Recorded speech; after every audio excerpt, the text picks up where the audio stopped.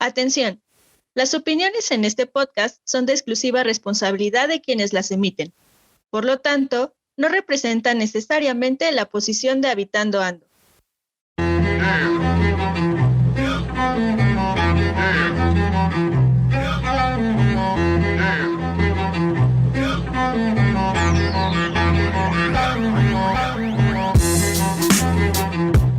Habitando Ando es un podcast dirigido a todas y todos los habitantes de cualquier lugar que, sin importar el contexto, viven, sienten y piensan el territorio según su andar. Dialogar lo que vivimos, vemos y pensamos es nuestra pasión. Compartirlo es nuestra misión. Ajuste sus audífonos, prepare su café, porque las charlas con el territorio están a punto de suceder.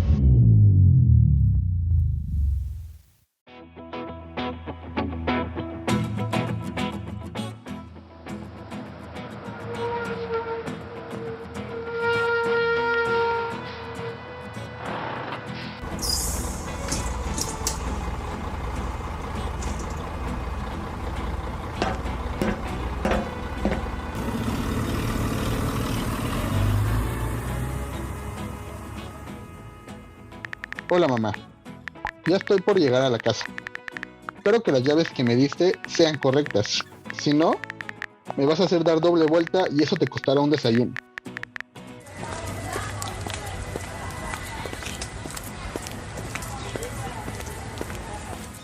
Qué extraño, esta calle no estaba cerrada y ahora tiene una reja. Espero que la siguiente esté abierta.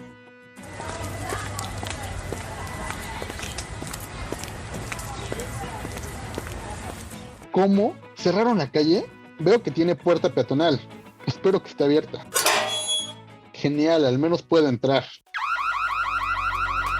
¿Pero qué carajos pasa? ¡Hey muchacho! ¿Qué se te ofrece? ¿Para qué quieres pasar? Esto es propiedad privada. Lo siento, es que vengo a visitar la casa de mis papás, pero nunca me imaginé que hubieran cerrado la calle. ¿Estás seguro? Yo no te he visto aquí antes.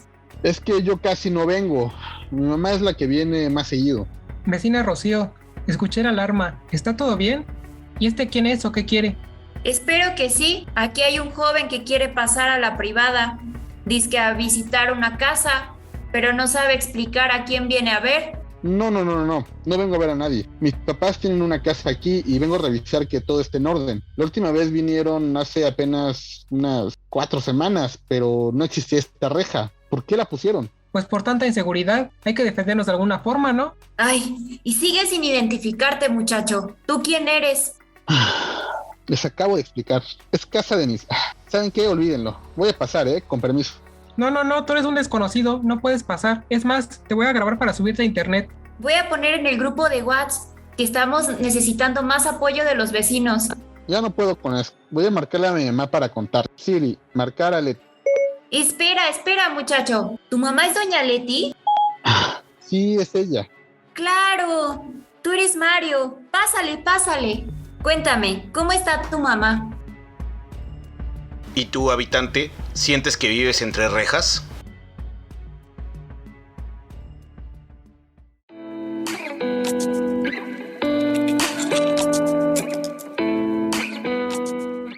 Bienvenidos a Habitando Ando, el podcast para todos los que viven, sienten y piensan el territorio según su andar. Es un gusto que nos sigan acompañando en nuestra tercera temporada. Yo soy Ale y junto con Roy y nuestro invitado especial abordaremos un tema de gran interés. Así que vayan preparando su café, habitantes, porque la charla se pondrá bastante interesante. Y bueno, para no perder la costumbre, te pregunto, Roy, ¿qué opinas del tema que vamos a tratar? Hola Ale, ¿qué tal habitantes? Creo que este episodio generará mucha reflexión entre nuestra comunidad para entender que derivado de la ausencia de autoridades es común encontrar ciertas acciones negativas que suceden en nuestro espacio público y que se han ido normalizando a lo largo del tiempo. Es por ello que nuestro invitado especial, el arquitecto Miguel Gutiérrez, explicará de mejor manera el fenómeno de la privatización del espacio público, así como algunas reflexiones. Así Así que sin más, Miguel, bienvenido. Hola Ale, hola Roy.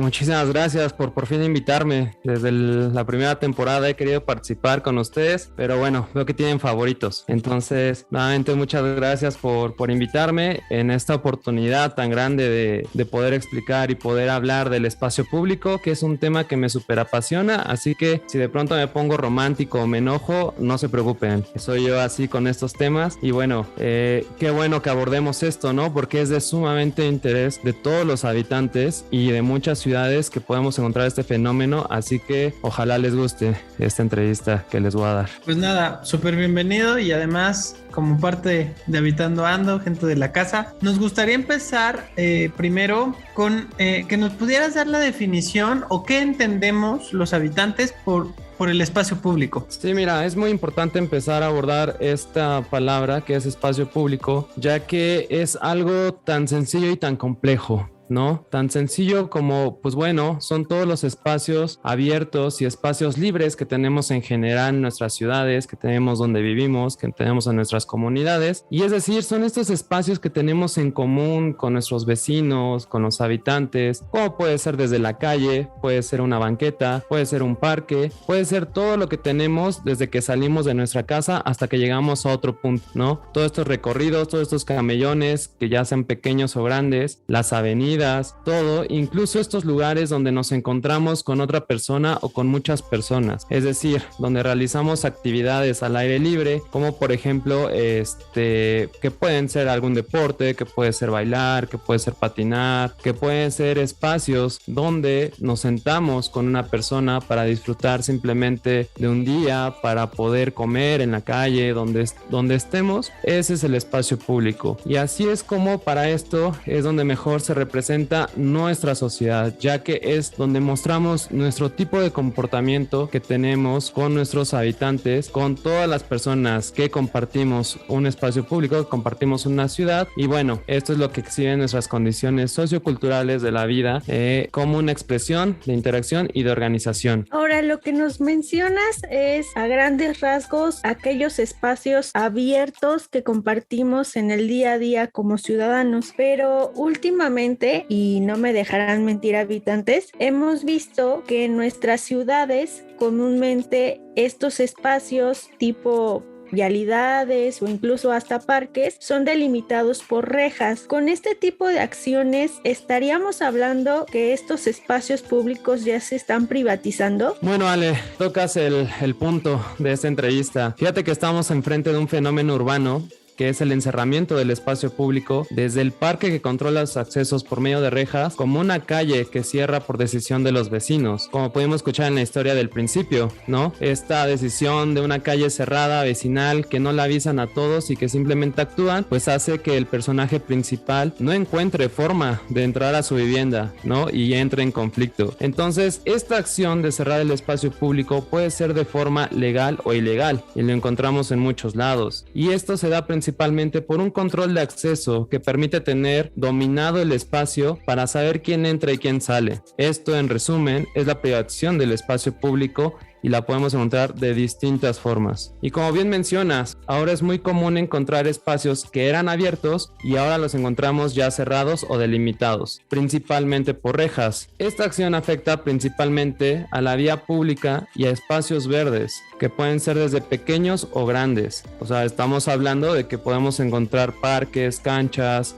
calles que se utilizaban antes de forma libre, incluso espacios nuevos hechos para actividades públicas, ahora ya manejan un acceso controlado, y esto es reflejo de un conflicto social que actualmente vivimos. Es un conflicto que se ha desarrollado principalmente por la percepción de inseguridad que tiene cada ciudad y cada sitio. También, en algunos casos, el espacio público es demasiado elaborado. Encontramos a lo mejor parques o plazas públicas recién remodelados o recién construidos que tienen que llevar a un acto de encerramiento para la protección del espacio de las personas. Es decir, confiamos muy poco en nuestros habitantes y creemos que vamos a entrar a destruir el espacio público. Entonces, ¿qué hacemos? Que cerramos el espacio para generar un mantenimiento no mayor al que ya estamos previstos. Y entonces, ¿qué llevamos? Pues bueno, a espacios públicos cerrados que muchas veces sirven nada más de embellecimiento para la ciudad y no de utilidad. Y justamente al hablar sobre la privatización de los espacios públicos, es cierto que en nuestros territorios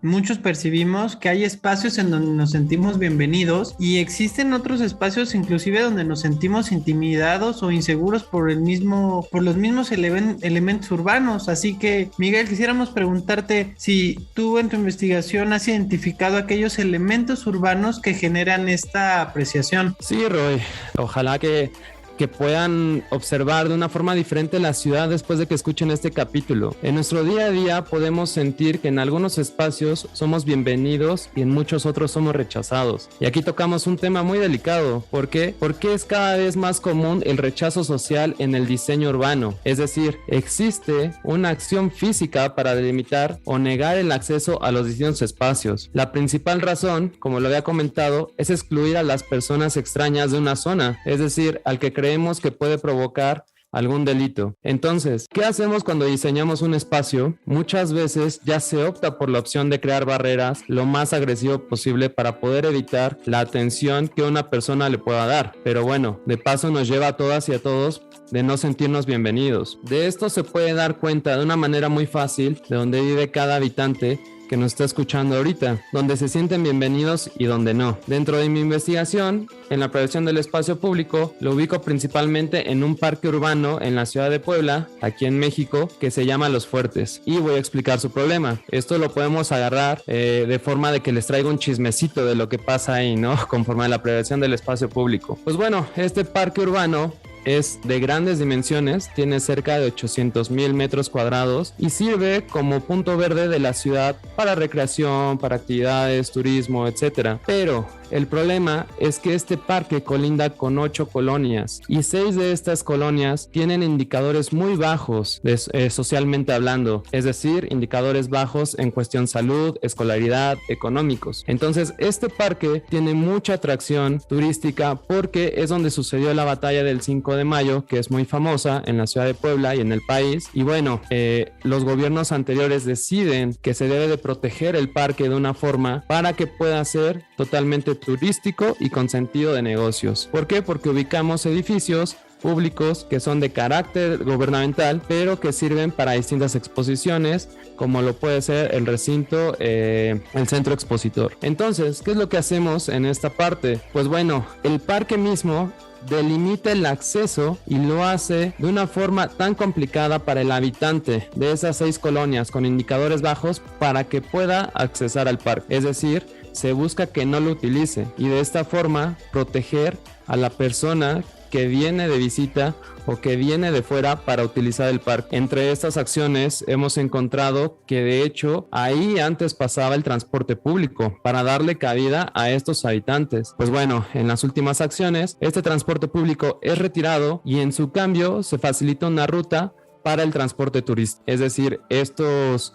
autobuses que tienen simplemente la ruta para indicar los puntos turísticos, para contar toda la historia y así, son los únicos que pueden transitar y el transporte público es retirado. Dentro de estas acciones también encontramos que tenemos un evento anual muy grande que es la Feria de Puebla y se desarrolla en este parque. Lo tengo que comentar porque esta feria reúne anualmente cerca de 1 millón de personas, que son 1 millón de habitantes dentro de esta zona. Entonces, las otras 2 colonias que me faltaba mencionar, de las 8 que hacen el complejo con el parque, estas 2 colonias sí tienen una facilidad muy increíble para accesar al parque. ¿Por qué? Porque tienen mejores indicadores sociales. Pero estas 2 colonias llegan a un conflicto por el uso del parque con las personas que vienen, en este caso, a la Feria de Puebla. ¿Qué es lo que pasa? Entre estas 2 colonias hacen una población no mayor de los 10,000 habitantes y la feria reúne cerca de 1 millón de personas. Entonces, es un efecto dominó.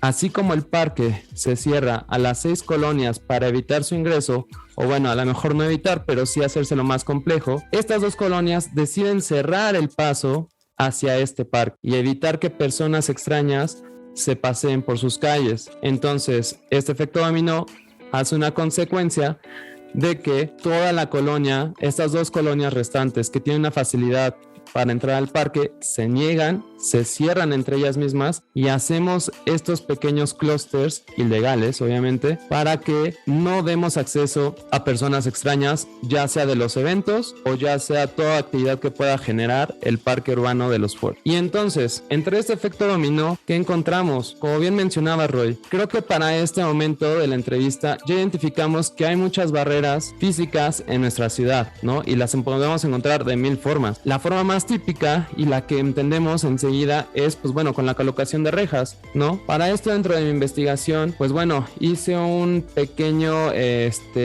semáforo, una pequeña escala de cómo y qué tan agresivas pueden ser las barreras físicas que encontramos, ¿no? La más baja la he puesto como una simple reja en donde simplemente entiendes el mensaje de que no puedes pasar ahí, ¿no? De que ese espacio le pertenece a alguien y bueno, deja de ser público, entonces tú ya no tienes acceso. Eso de alguna forma es como que la acción más armónica que podemos encontrar en cuanto a la privación del espacio público, esa negación de tener el paso. Pero ¿qué pasa cuando seguimos la escala y vemos que hay mayores actos de agresividad en ese encerramiento? ¿Cómo los encontramos? Pues bueno, después de que encontramos algo cerrado, pues puede seguir que lo encontremos con barreras físicas ya violentas. ¿Y cómo lo son? A lo mejor con la colocación de púas en la parte superior. Es decir, que si pensabas brincarte, pues piénsalo dos veces, ¿no? Porque te puedes hacer daño con esa. Y podemos seguir. Aparte de las de elementos que te pueden lastimar físicamente, pues también podemos encontrar mensajes que van directo hacia ti, incluso sin que estés involucrado. ¿Cómo? Pues bueno, hay muchas personas que colocan mensajes de te estamos vigilando, ¿no? Es decir, a pesar de que no haya nadie, colocan mensajes de que lo que estés haciendo lo sabemos o lo estamos viendo. Entonces, obviamente ese es un sentido de agresividad más alto, porque bueno, no nada más te están diciendo no entres, sino también te están de alguna forma avisando que están viendo todo lo que haces. Y esta escala puede continuar, incluso puede seguir en que encontramos ya no nada más barreras físicas, sino una autoridad que muchas veces puede ser una autoridad privada, como es la policía, esta que se contrata con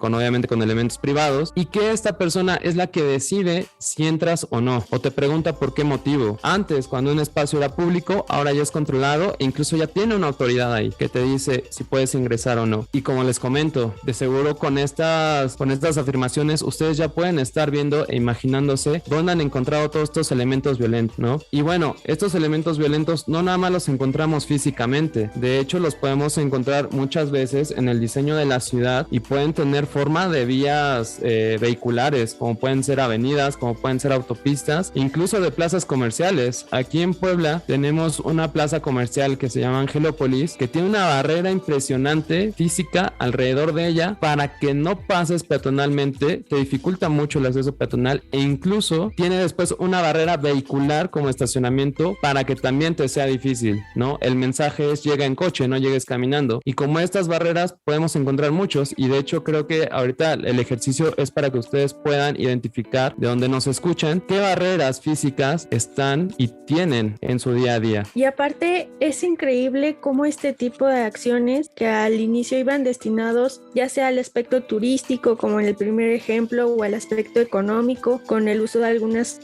plazas, le da la espalda hacia los propios habitantes que han vivido por años en esa zona. Y también se me viene a la mente como este tipo de elementos que son muy intimidantes, por ejemplo estas imágenes de personas golpeadas o linchadas que los colocan en una lona y pensar que esto lo pueden hacer los propios vecinos es un poco una imagen negativa, ¿no? Pero si nos estás mencionando que este tipo de elementos son sinónimo de agresividad para los habitantes, ¿por qué dentro de nuestro imaginario pensamos que privatizar el espacio público puede ser sinónimo de seguridad? Híjole, Ale, tocas un punto muy muy importante del por qué no estamos cerrando, ¿no? Digo, ya me quejé, ya escucharon cómo me quejo de todos los espacios cerrados, porque pues sí enoja, ¿no? Pero vamos a preguntar y vamos a resolver del por qué estamos cerrando los espacios. Pues bueno, los espacios públicos cerrados crean unas utopías de refugio temporal, es decir, estamos creando sensaciones de seguridad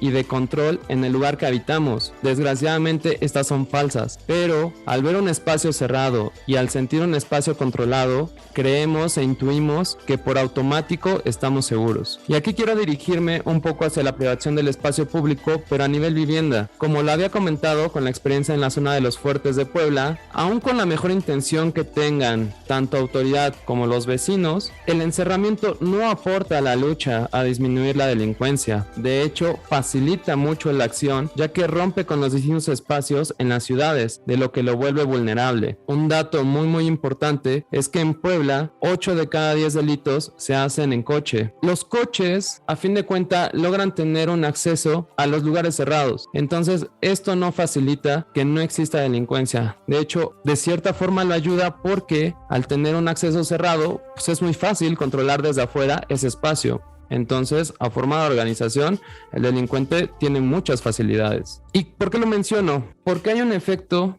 este efecto de la privación del espacio público está en acelerado aumento en los conjuntos residenciales. Y somos víctimas del encerramiento por también esta propaganda que nos llega día a día de vivir en un fraccionamiento residencial cerrado, ¿no? Aquí es donde incluyo este tipo de vivienda porque, como lo había comentado, estamos siendo víctimas constantes para consumir un modelo de vivienda cerrada por parte del mercado inmobiliario actual. Este modelo nos hace creer que forma un logro personal de vivienda el situarse en un fraccionamiento cerrado. Esto lo adoptamos y claro, resulta en un estatus social alto. Las personas nos ven distinto al mencionarle que estamos viviendo en un lugar controlado. Le estamos dando mucho interés a la vivienda cerrada, que lo tenemos como preferencia al buscar un lugar donde vivir. Las personas deciden pagar extra, como tener una caseta de vigilancia o muros alrededor de la colonia para evitar estas relaciones sociales con la ciudad. Esto, por supuesto, trae muchas consecuencias muy graves y bueno, pues empieza un distanciamiento entre las personas del entorno que habitan, al grado de que ya no me importa qué pasa con la colonia siguiente a la mía, creando una crisis de identidad y sentido por el espacio, que es una debilidad de relación de comunidad. Es decir, estamos haciendo estos falsos hábitats que creemos que son seguros y dañamos muchísimo el entorno. Si ustedes se ponen a pensar, la mayoría de lo que nos venden como residencias cerradas es con una facilidad increíble para que llegues en coche, caminando ni pensarlo. Si tú caminas afuera de estos fraccionamientos cerrados, de estos residenciales cerrados, lo que vas a encontrar es simplemente una avenida de muros. Tienes un muro a la derecha y tienes un muro a la izquierda. Y eventualmente apenas si te encuentras las casetas de vigilancia. ¿Se imaginan la inseguridad que sienten al estar caminando por ese entorno tan solo en el que nada más ves coches pasar? No todas las personas, de hecho, creo que también hemos dicho muchas veces, han dicho muchas veces en el podcast que la movilidad tan siquiera en Puebla es de apenas 2 personas de 10 que se mueven en coche, ¿no? Entonces, imagínense qué problemas tan grandes definen estos residenciales cerrados en una ciudad. Y en los Fuertes, que es mi tema de investigación, en esta zona, que ya le estoy echando el chisme muchísimo, pero es para que podamos completar este tema, ¿no? Hay opiniones vecinales, obviamente, a favor del encerramiento, ¿no? Por eso lo hacen, pero necesitamos ver por qué y cuál es el principal motivo del encerramiento. En automático, si a una persona le preguntas por qué cierras la calle, la respuesta es por la inseguridad. No te puede decir cuántos actos delictivos han habido en 1 año, en 5 años, en 10 años, en 20 años. Incluso en muchos lugares la delincuencia delictiva ha bajado, pero siempre la percepción va a ser de aumento. Entonces, cuando les preguntas a los vecinos, en el caso principalmente de los Fuertes, les preguntas por qué se encierran y cuando llegan a autoridad a decir, oigan, esto no se puede hacer, es ilegal, la respuesta es, te estamos ayudando a ti, autoridad, a combatir la seguridad cerrando las calles. Entonces es un problema sobre problema que está teniendo estas intenciones que pareciera fueran favorables y no lo son, ¿no? Estamos creando estas pequeñas cárceles dentro de la ciudad.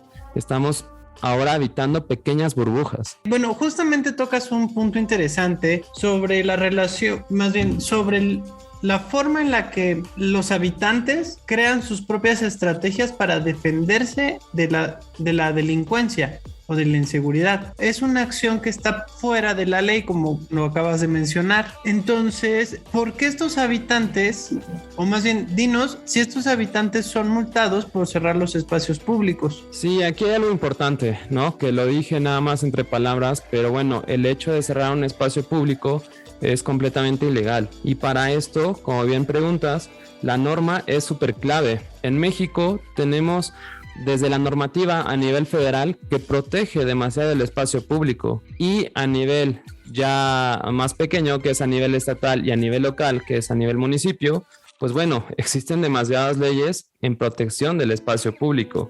En el papel es fantástico, pero el problema es que las tres autoridades le atribuyen la acción contra la privación del espacio público a nivel local, es decir, el municipio es quien tiene que batallar principalmente con esto. ¿Qué es lo que pasa con el municipio? Que no tiene los recursos para poder retirar todos estos elementos físicos que se levantan, porque bueno, ahorita estoy hablando de una colonia, pero el efecto se repite demasiado, tanto que dentro de mi investigación no he completado la lista de colonias en las que he visto que han cerrado las calles. Entonces, imagínense la gravedad y la dimensión que tiene este problema tan siquiera en esta ciudad, que seguramente en donde nos están escuchando su ciudad también se repite. Entonces, tiene esta debilidad política, que la normativa en papel sí apoya, pero la normativa ya en la acción y en el ejercicio de aplicación es muy débil. No podemos estar pagando el retiro de rejas, y también entra aquí una acción muy grande, que es la organización que tienen los vecinos tan eficaz y tan rápida de levantar estas rejas. Es decir, la autoridad apenas si se entera de que ya está puesta la reja y no puede llegar antes a dialogar con las personas. Entonces, tenemos tanta facilidad como sociedad para hacerlo que simplemente actuamos. Y esto anudado de que resulta ciertamente económico levantar una reja, ya que es dividido entre las personas que ahí habitan.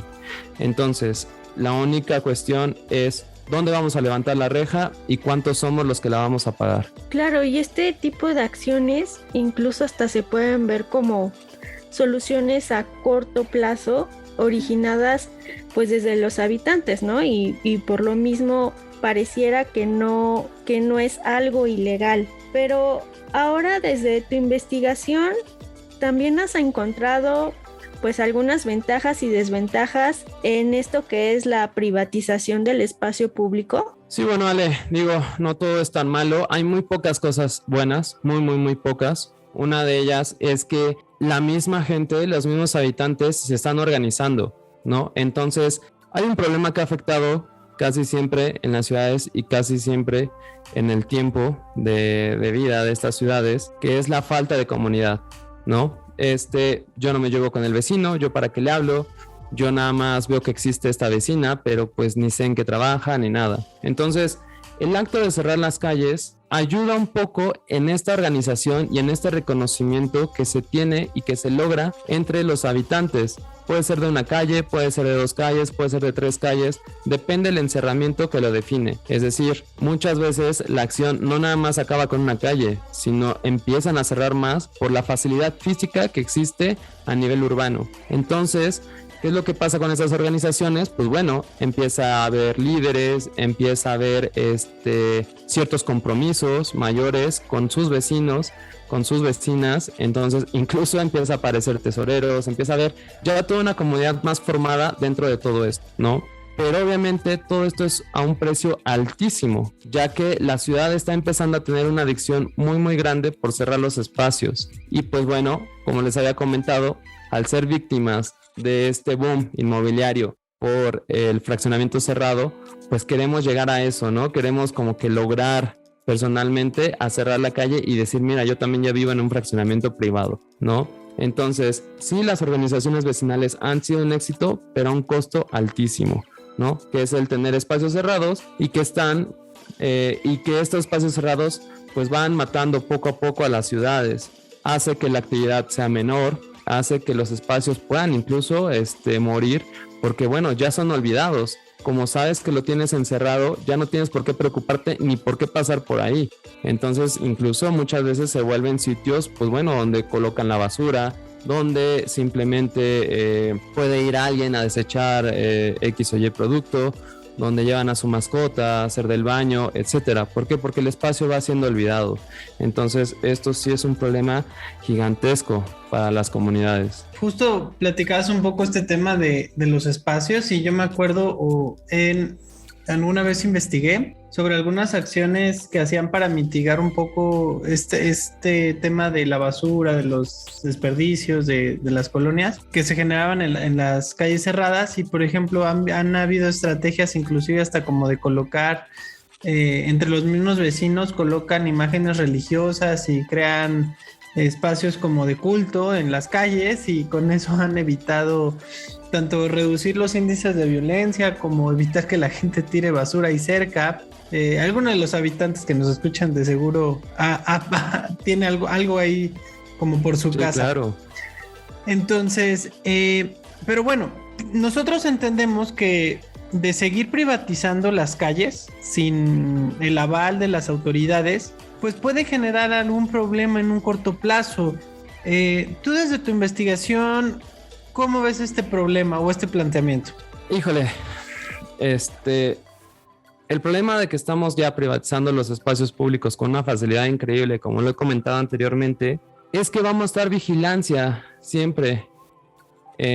Va a ser constante esta vigilancia falsa muchas veces, porque muchas veces no te están vigilando, simplemente te están negando el acceso, ¿no? Entonces, si de por sí para las personas actualmente estamos en tiempos donde se camina menos, esto todavía suma más a la afectación del espacio público. Y si tenemos ahora menos espacios para hacerlo, pues la gravedad aumenta. Entonces, alcanzar la protección del espacio público por medio del pretexto de control de seguridad va a ser un tema muy grave, porque ya llega a ser visto de forma normal. Es decir, normalizamos un problema que es esta exclusión de los espacios, y lo único que sigue es la réplica. Y la réplica viene tan facilitada porque las personas, al crear un falso hábitat, lo promueven y dicen, ¿saben qué? Yo coloqué una reja y ahora estamos más tranquilos. Entonces, obviamente yo también, persona, quiero estar tranquilo. Entonces lo replico. Y esta réplica viene a nivel urbano. Es decir, aquí en la zona de Los Fuertes, como es mi investigación, las dos colonias que les mencioné que tienen un acceso favorable al parque urbano, entre las dos colonias suman cerca de 68 calles que eran abiertas. Ahora, a 2022, estas calles llevan ya el 70% de un acto de encerramiento. Es decir, cuántas calles quedan, incluso al vecino local, incluso a la vecina que habita aquí, ya no tiene acceso a muchas calles de su propia colonia, y no lo ve mal. ¿Por qué? Porque se normaliza y dicen, sí es cierto, qué bueno, porque está ayudando a la inseguridad, lo cual pues no es cierto, ¿no? Entonces estamos siendo víctimas de nuestro propio hábitat, de nuestra propia colonia, de nuestra propia calle, de nuestros propios vecinos, en el que dices, bueno, ¿y ahora qué hago? Ni siquiera ya soy bienvenido donde vivo, ¿no? Entonces te delimitan muchísimo los espacios. Tengo que mencionar que en Puebla el 80% de espacio público es la calle, y todavía la estamos privatizando. Entonces, pues de espacio público nos va a quedar nada. Inclusive ese es un grave problema, ¿no? O sea, de que al final del día el parque vehicular sigue creciendo, anualmente crecemos un 8%, y las vialidades cada vez se están cerrando. Entonces estamos, o sea, por eso se generan estos problemas, incluso hasta derivan en problemas de movilidad, ¿no? Sí, claro, de hecho el encerramiento va mucho a favorecer al coche, no a la persona a nivel peatón. O sea, siempre se piensa como de que, ay, ¿cómo voy a llegar con mi coche? ¿No? Uh-huh. No se piensa por la persona que camina. Y pues a fin de cuentas todos caminamos. Sí, y además lo que mencionas, que este tipo de problemas se normaliza, pues hace que incremente aún más y se vuelva como más complejo a corto plazo resolver este tipo de situaciones. Pero ante todo este panorama que nos has planteado, ¿tú tienes algunas recomendaciones o propones algo para prevenir la privatización del espacio público? Sí, por supuesto, Ale. Tengo 1000 cosas, pero pues bueno, me voy a delimitar, ¿no? Para que nada les diga una. Como principal objetivo, creo que debemos de cambiar la privatización por la apropiación del espacio público. ¿Qué diferencia tiene esto? La apropiación es cuando tú adoptas un espacio que tienes contigo o a lo mejor es ajeno y lo tienes en otro lado, pero lo cuidas. ¿Cómo puede ser esto? Pues bueno, muchas veces cuando vas a un parque y lo cuidas y lo utilizas, cuando invitas a alguien y lo utilizan, cuando van y a lo mejor vas a tu banqueta donde existe un árbol o donde existe pasto y lo riegas, le echas agua, fomentas para su cuidado, como por ejemplo cuando también los vecinos se proponen limpiar la calle, pintar las banquetas, etcétera. Todo eso es apropiación y todo eso es un cuidado por el espacio público, y esa apropiación hace mucho más beneficio en contra de la inseguridad, que es el tema que les preocupa, que le preocupa a la gente que privatiza el espacio público, porque forma comunidad sin necesidad de cerrar un espacio. Cuando cerramos un espacio, muchas veces lo olvidamos, porque ya está cerrado. Es como cuando guardamos algún objeto en tu casa. Muchas veces lo guardas y lo abandonas, ¿no? Lo olvidas y forma un espacio abandonado. A diferencia de la apropiación, pues bueno, es estar pendiente siempre porque es lo que pasa y por su cuidado. Cuando un niño y cuando una niña o un grupo de niños juega en una calle, se está apropiando del espacio público. Le está diciendo al coche o al vehículo que pasa o a las personas de tengan cuidado, estamos jugando y estamos utilizando un espacio, en este caso la calle. Y todos nos volvemos de cierta forma involucrados en esa acción de cuidar que los niños estén bien utilizando el espacio público, ¿no? Entonces, como primer objetivo o como primera cosa que les quiero mencionar, pues bueno, es eso, ¿no? Cambiar la privatización por la apropiación del espacio público. Y también, pues bueno, otra es que utilicen más la ciudad y utilicen más las calles, ¿no? Hay un dato que es perturbador y que bueno, que seguramente me van a dar la razón, en el que las personas pasamos cerca del 90% de nuestro tiempo encerrados. Entonces, digo, ¿por qué? Es muy triste. Deberíamos estar utilizando las calles, ¿no? Jangel menciona que una buena ciudad es como una buena fiesta. La gente no se quiere ir temprano. Ustedes habitantes que nos están escuchando, ¿qué tan buena está la fiesta en su ciudad? ¿Quieren llegar inmediatamente a su casa o se quieren quedar afuera en la calle, en el espacio público todo el día? ¿No? Entonces, creo que con esto, pues bueno, espero haber respondido un poco la pregunta en qué es lo que se puede hacer, ¿no? Que es combatir un poco esta privación del espacio público. Y bueno, recordemos que el cuidado e interés por el espacio público simplemente puede desarrollar la disciplina y el empoderamiento de la sociedad por su ciudad. Pues habitantes, como ya han escuchado, tenemos una gran tarea dentro de nuestras comunidades para cambiar las estrategias de seguridad que promueven la privatización indebida de nuestros espacios públicos. Y, en contrapropuesta, busquemos una mayor comunicación con nuestros vecinos y continuemos exigiendo a nuestras autoridades locales mejores políticas de seguridad, de movilidad y de espacios públicos que se vean reflejados en el uso de nuestras calles. Finalmente, Miguel, nos gustaría darte las gracias por haber estado aquí y nos compartieras el nombre de tu trabajo de investigación, así como proporcionarnos tus redes sociales o correo electrónico en el cual los habitantes te puedan escribir y seguir. Muchas gracias, Roy, y de hecho muchas gracias también, Ale, por esta invitación. Espero que los haya contagiado un poco de este romance que tengo por la protección del espacio público. Y bueno, mi investigación se titula Puebla, ciudad entre rejas, el estudio del proceso de protección del espacio público en la zona de los fuertes en la ciudad de Puebla, y está a poco tiempo de ser publicada por la Universidad Iberoamericana en Puebla. Como redes sociales me pueden encontrar en Twitter como arcmiguelgh. Casi tengo una actividad floja, ya la voy a aumentar, pero bueno, es el principal contacto que pueden tener conmigo para acercarse, y si es que tienen situaciones semejantes, ¿no? Me encantaría saber sobre eso porque reforzaría todo el tema que estoy investigando, así que bienvenido a todo. Perfecto, muchas gracias, Miguel, por acompañarnos, y habitantes, no se olviden de seguir a nuestro invitado, claro, y tampoco al podcast a través de nuestras redes sociales. Estamos en Instagram como @habitando.ando y en Facebook como habitando.ando. Yo soy Ale Chamorro y me encuentran en Instagram como @ale.chvillordo ¿Y a ti, Roy? A mí como Rodrigo Tenorio en Twitter, @rodinarch. Disfruten, ocupen sus calles, claro, y vivan su territorio. ¡Nos vemos!